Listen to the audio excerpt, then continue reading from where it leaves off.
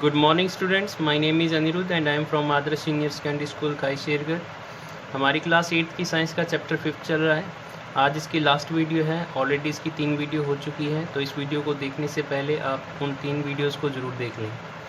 तो आज का हमारा टॉपिक है डिसएडवांटेजेस ऑफ फॉसिल फ्यूल्स, यानी कि जीवाश्म ईंधन की क्या क्या हानियाँ हैं, harms of fossil fuel. Fossil fuel क्या है, यानी कि जीवाश्म ईंधन क्या होते हैं, वो हम पहले ही कर चुके हैं। तो अभी हम कर रहे हैं इसके डिसएडवांटेजेस यानी कि harms. First, fossil fuels are exhaustible natural resources because their reservoirs are limited. तो पहला तो ये है कि जीवाश्म ईंधन जो होते हैं वो एग्जॉस्टिबल नेचुरल रिसोर्सेज हैं। एग्जॉस्टिबल नेचुरल रिसोर्सेज वैसे तो हम पहले कर चुके हैं, फिर भी मैं आपको याद दिलवा देता हूँ। एग्जॉस्टिबल नेचुरल रिसोर्सेज का मतलब होता है कि जिनको अगर ह्यूमन बींग्स जो हैं, इंसान जो है, अगर इस्तेमाल करेंगे तो वो जल्दी ही समाप्त हो जाएंगे।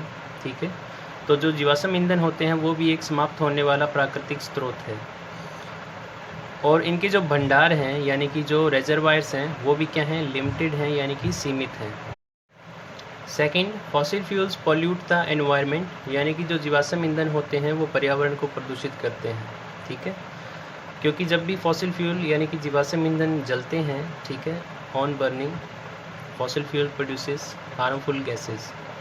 तो जब भी जीवाश्म ईंधन जलते हैं तो वो क्या करते हैं, हार्मफुल गैसें उनसे निकलती है जिससे पर्यावरण प्रदूषित होता है। Third, it causes global warming, यानी कि ये विश्व उष्णता को बढ़ाते हैं, यानी कि विश्व के अंदर जो गर्मी है उसको बढ़ाते हैं। अब कैसे बढ़ाते हैं, क्योंकि जब भी ये जलते हैं तो क्या करते हैं, CO2 गैस रिलीज़ करते हैं, यानी कि कार्बन डाइऑक्साइड गैस इनसे निकलती है जलने पर। और ये CO2 गैस क्या करती है, वायुमंडल के अंदर टेम्परेचर को बढ़ाने का काम करती है। और वायुमंडल के अंदर यानी कि एटमॉस्फेयर के अंदर टेम्परेचर के बढ़ने को ही हम क्या कहते हैं, ग्रीन हाउस इफ़ेक्ट कहते हैं। और ग्रीन हाउस इफ़ेक्ट की वजह से ही ग्लोबल वार्मिंग होती है, यानी कि पूरे विश्व के अंदर जो टेम्परेचर है वो इंक्रीज़ होता है, यानी कि तापमान बढ़ता है। ठीक है, इसी को ग्लोबल वार्मिंग कहा जाता है। तो फॉसिल फ्यूल जो है वो ग्लोबल वार्मिंग भी करते हैं। Next topic, petroleum conservation research association, ये एक संगठन है।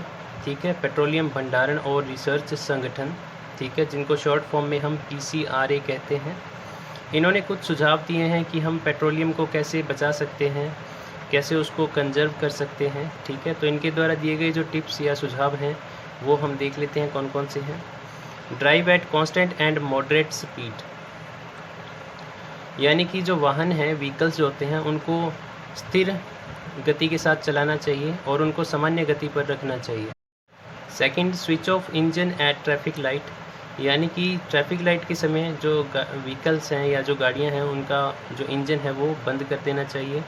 Third, ensure correct tyre pressure, यानी कि जो वाहन है उनके टायरों के अंदर जो दाब है, यानी कि जो प्रेशर है, जो हवा भरी होती है, ठीक है, उनका जो दाब है वो सही होना चाहिए, यानी कि टायर का प्रेशर एकदम सही होना चाहिए। रेगुलर मेंटेनेंस ऑफ व्हीकल्स, इसके अलावा जो व्हीकल्स हैं उनकी रेगुलर मेंटेनेंस होनी चाहिए, यानी कि जो वाहन है उनका रख रखाव उचित प्रकार से होना चाहिए। तो आज के लिए बस इतना ही है, और आज की वीडियो से रिलेटेड जितने भी क्वेश्चन हैं वो आपको वीडियो के लास्ट में मिल जाएंगे, तो वहाँ से आप उनको नोट डाउन कर सकते हैं। इसके अलावा इस चैप्टर की जो NCERT बुक की एक्सरसाइज है वो आपको हमारे स्कूल के YouTube चैनल पे मिल जाएगी, तो वहाँ से आप उसको नोट डाउन कर सकते हैं। तो आज के लिए बस इतना ही, थैंक यू।